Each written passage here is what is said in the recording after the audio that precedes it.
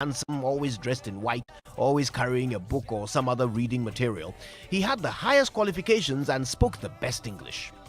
Every now and then, someone would die in the village, and all the villagers would gather together to give the departed a fitting burial. The young men would dig the grave and bury the dead, while the women would pound fufu and make aromatic soup with deer from the forest and tilapia from the river. The old men would brew fresh palm wine and gather all the calabashes from the nearby compound houses so everyone could have a taste. While all this was happening, young James would come out of his room, unfold a chair under the big mango tree, sit down, cross his legs, and read his newspaper. Now, when the food was ready, he would help himself return to the tree and eat with one hand while turning the newspaper pages on the table with his other hand. Now, when he was done, he would fold up his chair and head back to his room. This happened without fail every time someone died. While the villagers dug and brewed and cooked, James would sit and read and eat. As always, after he sucked the marrow out of the venison bones and licked the fish skeleton clean, James would retire to his room. Then one day, James's father died. It was a sad day. As usual, James emerged from his room with his newspaper and made a beeline for the mango tree. To his great surprise, the place he usually occupied was full. Everyone in the village was sitting there, every single one of them. They all had their legs crossed and they were all reading something.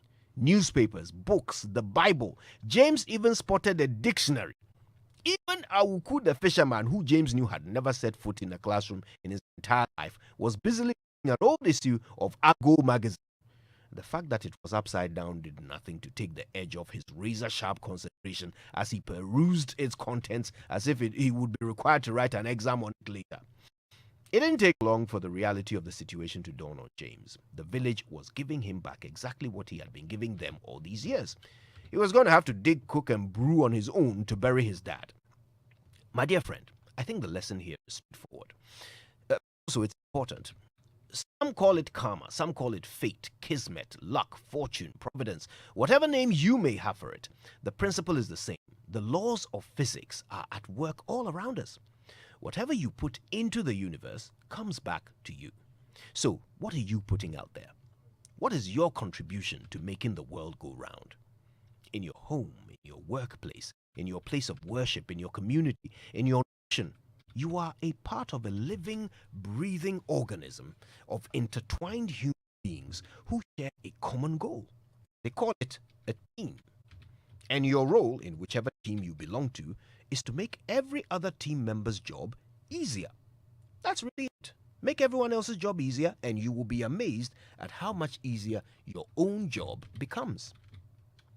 Our value on this earth is to be found in how we impact others. It must make a difference that you existed. It must matter to someone that you are alive. You may not be in a position to change someone's entire life for the better, but that's really not what is required of you. Perhaps instead, you should focus on just one little thing to make their lives a little bit easier. That's all. Just be a team player, not an Ebusua Krakye. Let's all focus on that.